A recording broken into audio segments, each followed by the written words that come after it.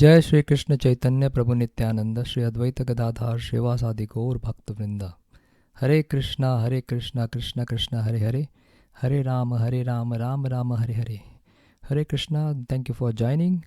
So we are discussing verse number 15 of chapter number 1 of Srimad Bhagavad Gita. And in this verse, the description of the names of the conch shells of Krishna and Arjuna and Bhima is given. So in the previous verse we saw that there is a grand entry of Lord Shri Krishna and Arjuna is given, where Lord Shri Krishna is driving the chariot of Arjuna and they are both entering in the battlefield, and that chariot was donated to Arjuna by the Agni, the Lord of Fire, Agni Dev. Right? And the name of the chariot was Kapidwaja. So in this verse, the name of their conch shell is given. So let's see what the verse says. Let's read the Sanskrit. Panchajanyam Rishikesho Devadattam Dhananjaya Pondram Dadmo Mahashankam Bhima Karma Vikodara.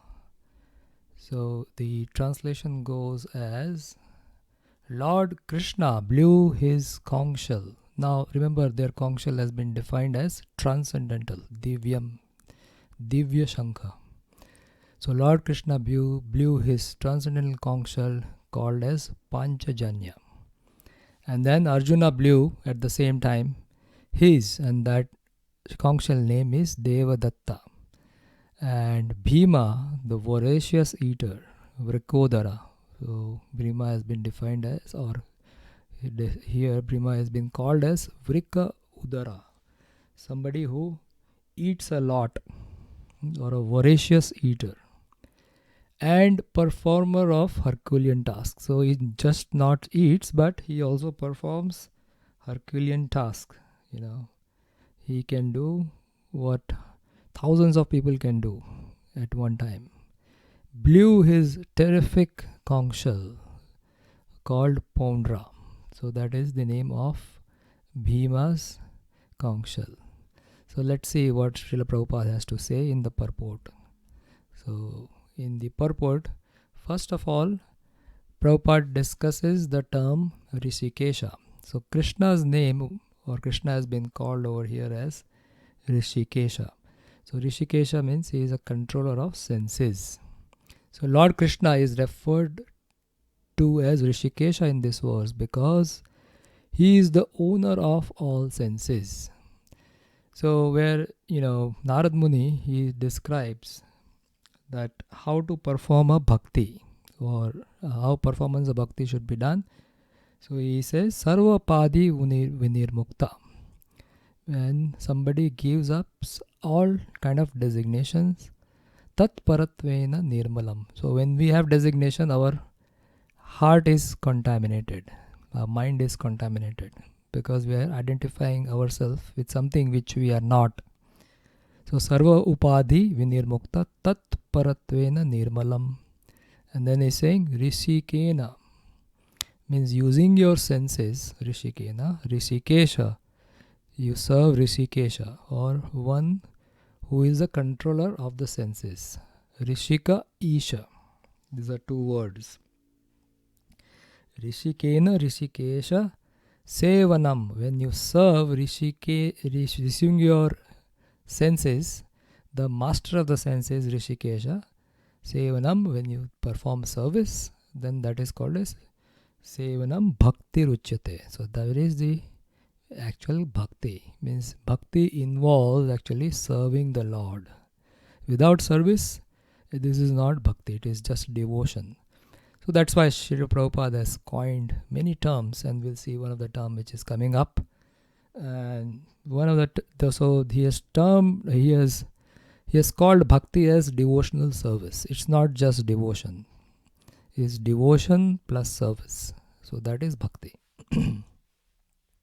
So Krishna is the controller of the senses. So we know that there is, in the body there is soul, and the soul is very small in size, which this is all we discussed in the introduction to Bhagavad Gita, the size of the soul is very small, and typically the size is described as the 1/10,000 the tip of the hair, and the soul is spiritual in nature. So that is the size of the soul, and the soul is in the body. So the body then has senses, right?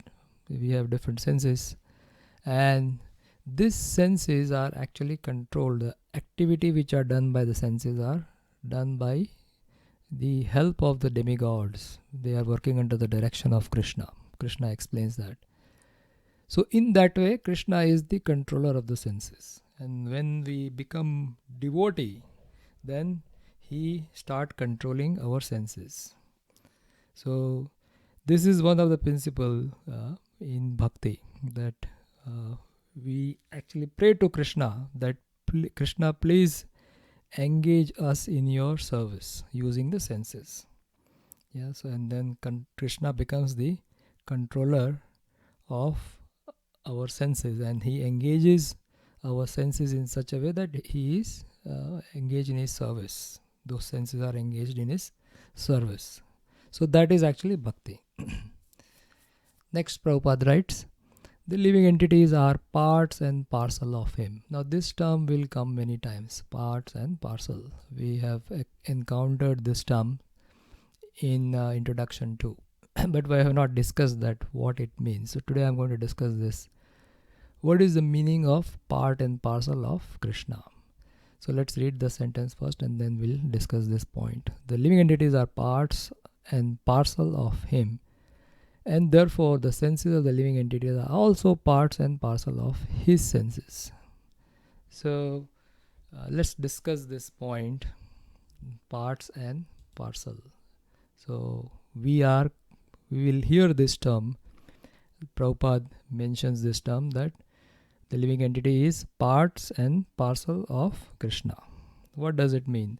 So in 15th chapter of Bhagavad Gita, Krishna is describing this, 15.7 to be precise. Mave vansha jiva loke jiva bhuta sanatanaha manasastrani indriyani pakritestane karshati. So living entity or us, so we are actually soul, and the conceptions which is given in the scriptures is originally the soul is in the spiritual world with Krishna, and then the living entity want to enjoy separate from Krishna. So then the living entity is then pushed out of the spiritual world and it is placed in the material world, right? And in the material world a covering is given. Still the original position of the soul is still spiritual. It is part of Krishna. So everything is dependent on Krishna for. So let's understand the term first, part. So in the part, everything is dependent on Krishna for existence and sustenance. So in Katha Upanishad is given Nityo Nityanam Chetana Chetananam, meaning there is the living entities and Krishna, both are Nitya and both are conscious. But there is one superior living being which is actually sustaining all other living beings, right? So the superior living being is Krishna. He is sustaining all the other living beings. So that is that verse. So living entity means us. We are always dependent on Krishna. And the first part to understand is we are part of him. So Krishna is eternal. And then Krishna is Sat, Chit and Ananda. We can understand like that the composition of Krishna is Sat, Chit and Ananda. Sat means eternal, Chit means full of knowledge, and Ananda means full of bliss. So Krishna is Satchitananda, and the living entities which we are also Satchitananda. We are also a superior energy of Krishna, right? So we are also Satchitananda, being a part of him, and we can understand in the terms that, if there is a piece of paper, a big piece of paper, and we take a small piece of paper or cut that piece of paper and take a small piece, qualitatively that part which has been cut is same as the whole piece, right? So in that way it's a fractional. So that's how it is a part. So it's a part of Krishna. And the relationship of the living entity is being minute. So it is qualitatively equal with Krishna, but quantitatively it is different. Quantitatively Krishna is superior, which is Vibhu, infinite actually, not superior. But Krishna is infinite, means Vibhu, and we are minute, we are Anu. Right? So that is the understanding of the part. So what is the meaning of parcel? So parcel is nothing but everything, as we said, is connected to the Lord all the time.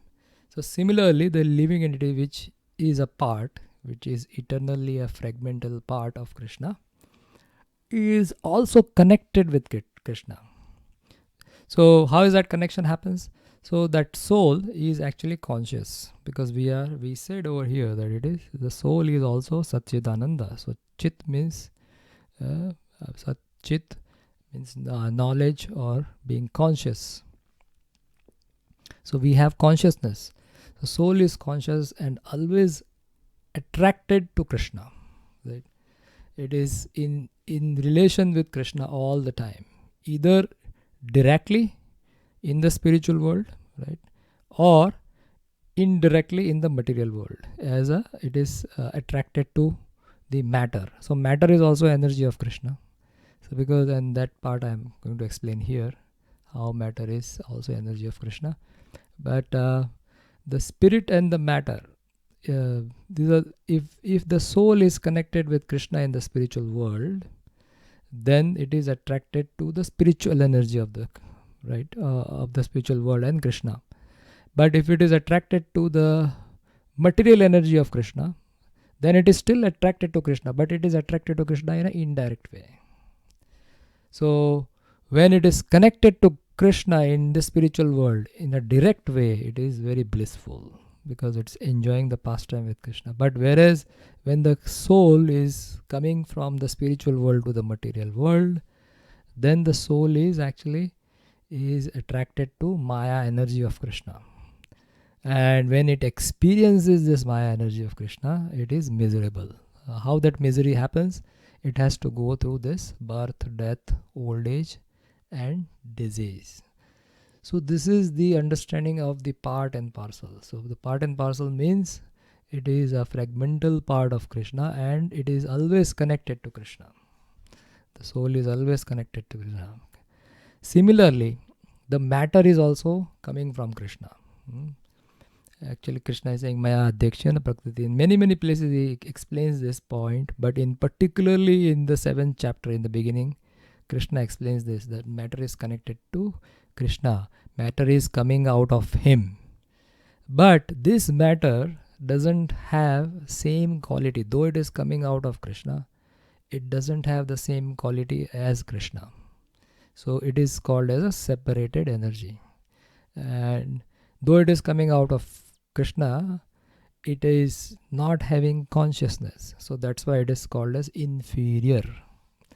The living entity, they are coming out of Krishna, but they are superior energy because they have consciousness. The matter doesn't have consciousness. So that's why the matter is inferior energy of Krishna. So matter itself is eternal, right? But the material forms are created and destroyed. Like for example, the wood, from wood a table or chair is created, and that table or chair is then destroyed after a while. If it becomes unusable, so then it will go into another form. But matter, which Krishna describes as matter, Bhumi Rapo Analo Vayu, verse 7th chapter, verse number 4, those are actually eternal. Those are Bhumi Rapo Analo Vayu Khanmano Buddhi Revacham, right? Ahankaritiyan me bhinna prakriti astada. So Krishna defines that the matter is the separated energy from Krishna. Another way to understand separated energy is somebody is speaking, like Srila Prabhupada gives the example, that he is speaking, and at one point of time, many years back, he was speaking. Now his voice is now recorded at that time. So now when we are hearing Srila Prabhupada, Actually, we are hearing the separated energy of Krishna, of Srila Prabhupada, right?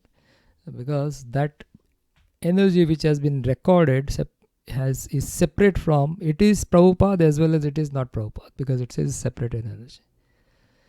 So now we understand that all this matter as well as spirit, they are all connected to Krishna. And that's why Krishna is saying that they are connected to me eternally. Mama eva ansha. He's using this word. Mama eva ansha means, if you separate those words, it is using, it means that it is mama eva ansha. Ansha is part and parcel. And then he is saying that Jiva Bhuta Sanatana. This is eternal.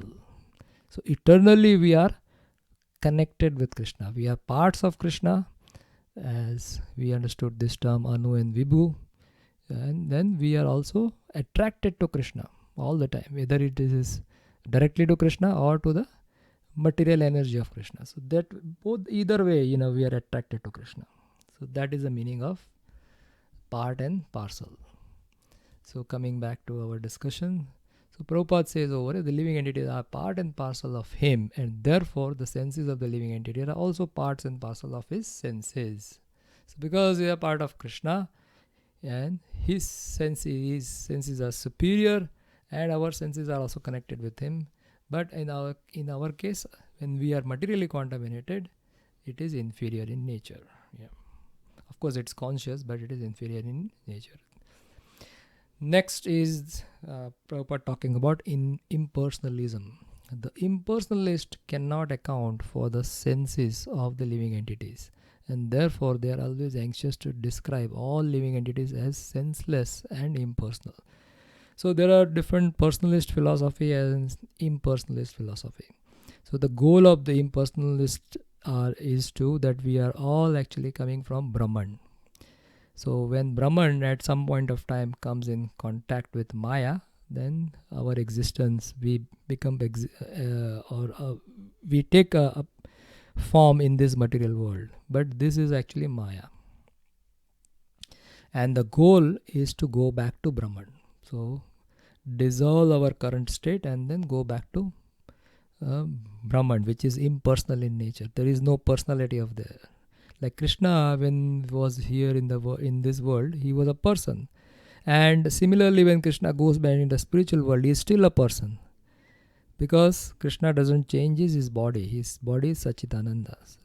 So he comes here in that Sachidananda form. And then when he go back to spiritual world, then he is still Sachidananda and he is there. And the living entities are actually serving him. So when somebody is attracted to impersonalism, they are not attracted to the form of Krishna. They are only attracted to the bodily effulgence which is coming out of Krishna. And this we discussed partially in the introduction of Bhagavad Gita. Now, Krishna is also situated in the heart of every living entities. So Krishna gives direction from the heart. And that is being discussed here in terms of Rishikesha, because Rishikesha is controller of the senses. The Lord situated in the heart of all living entities direct their senses. So this is described in 15th chapter, 15th verse of Bhagavad Gita. That Krishna is sitting in everyone's heart. And he is from there, he is directing the senses. But he directs in terms of the surrender of the living entities. So that direction doesn't happen same for everyone.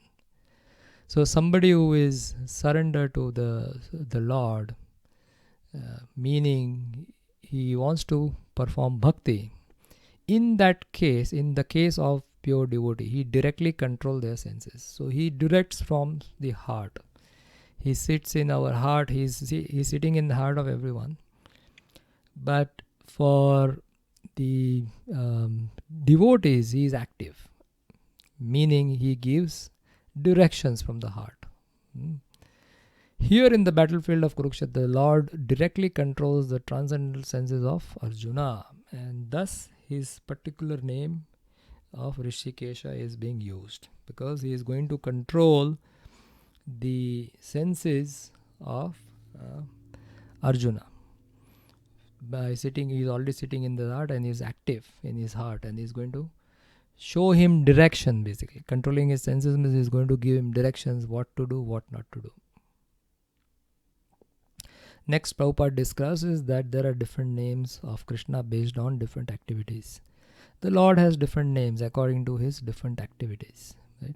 For example, his name is Madhusudana because he killed the demon of the name Madhu. That's why Sudana means killing. Madhu is Madhu, demon. So his name is Madhusudana. His name is Govinda because he gives pleasure to cows and the senses. Go means either cow or go is senses. And when he gives pleasure to the cows and the senses. So that's why his name is Govinda. His name is Vasudeva because he appeared as a son of Vasudeva. So Vasudeva is his father's name, Krishna's father's name, and Krishna's name is Vasudeva. This A has a top, has a stick kind of thing on the top. That means A. Otherwise it's A. So Vasudeva, and this is read as Vasudeva. His name is Devaki Nandan because he accepted Devaki as his mother. His name is Yashoda Nandan because he awarded his childhood pastime to Yashoda at Vrindavan. His name is Parthasarthi because he worked as a charioteer of his friend Arjuna. Similarly, his name is Rishikesha because he gave direction to Arjuna in the battlefield of Kurukshetra. So these are the different names with different activities of Lord Krishna. So that's why Krishna has unlimited names. Right? Giridhar, one who has hold the Giri. Giri means the mountain. So he hold Govardhan hill on his finger. Right? So that's why his name is Giridhar. Similarly, Dhananjaya or Arjuna has been named as Dhananjaya. So Arjuna is referred to as Dhananjaya in this verse because he helped his elder brother in fetching wealth when it was required by the king to make expenditure for different sacrifices. So after Maharaja Yudhishthira became king, then they needed money to do all kind of sacrifices. So then Arjuna went to the northern side and then he found a lot of gold and he brought all this gold, and that's why he was named as Dhananjaya. Plus, on top of it, he received the message of Bhagavad Gita, from where he got enlightened. So they received the message of Srimad Bhagavad Gita directly from the Lord. So that's why that's a kind of dhana, or wealth which he got. It's a transcendental wealth in terms of knowledge. Similarly, Bhima is also known as Vrikodhara. As we discussed earlier, he was voracious eater because he could eat as voraciously as he could perform Herculean tasks such as killing of demon Hidamba and many, many other tasks which he did. Now, one time, in the first time actually, when Mother Kunti met Draupadi, she instructed that how to divide the food. So the food needs to be divided when they cook. The food needs to be divided into two parts. One part for Bhima and rest of the part for all of them. So you can understand how much he was eating. And he really, really worked very hard after eating. He will not just eat and sleep. And he was very, very energetic. So fasting was kind of impossible for Bhima because he was eating so much he couldn't eat. So one time his grandfather Vyasdev, he asked he came to know about the importance of doing Ekadashi. So he requested his grandfather Vyasdev, that I cannot actually fast in the Ekadashi because in those days, the Ekadashi, people used to fast for Nirjala, all of them.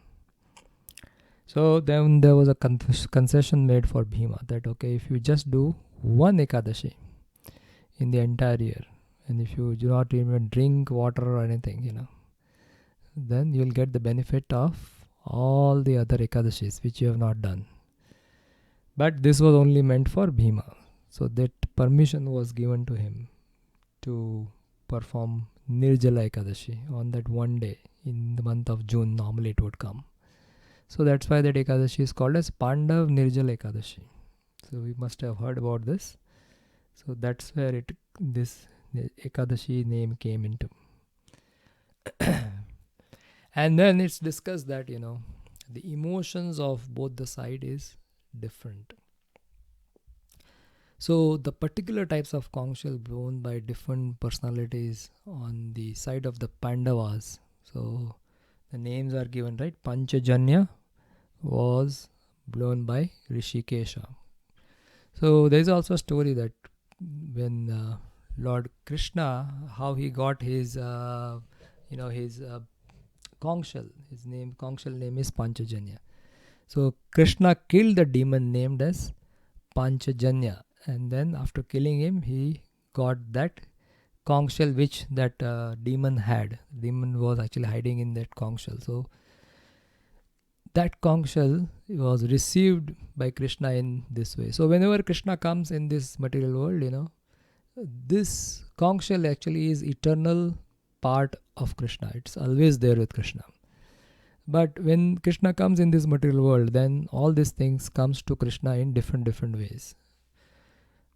For example, we can see that the Rukmini Devi is eternal associate of Krishna. But in the material world, the Rukmini Devi, who is actually eternal consort of Krishna, but she was given to Krishna by King Rukma. So there are different pastimes through which all these eternal associates or the eternal paraphernalia of Krishna comes to him through different devotees or demons. So continuing that, so the particular type of conch shell blown by the different personalities on the side of Pandavas, beginning with the Lord, were very encouraging to the fighting soldiers. So everyone on the Pandava side, they become very joyful hearing this transcendental conch shells blown by the devotees and Krishna. On the other side, there were no such credits. So the conch shell has not been described on the other side as transcendental. Right? So on the other side, there is no such credit, nor the presence of Lord Krishna, the Supreme Director, nor that of the goddess of fortune. So they were missing all these things. Krishna was not there. So along with Krishna, the direction of Krishna will not be there. And the goddess of fortune will not be there because she will always be with Krishna. So the supreme fortune will be on the side of Pandavas. So this brought up a great joy in the heart of the warriors who were from the Pandava side. So these are the indications that the Pandavas are going to win this battle. So they were predestined to lose the battle. And that was the message announced by the sounds of the conch shell. Also, conch shell is related to Lord Vishnu. So Vishnu himself is transcendental. So his conch shell is transcendental. So you see all these signs of victory. We discussed in the last session. There are like 9 different signs. And these were all on the sides of Pandava. There was not a single one on the side of Kauravas. So this indicated that the result of this particular battle will be in favor of the Pandavas. So with this, we will stop here and we'll continue our discussion in the next session. Srila Prabhupada ki jai, Srimad Bhagavad Gita ki jai, Gaur Premanande Haripol.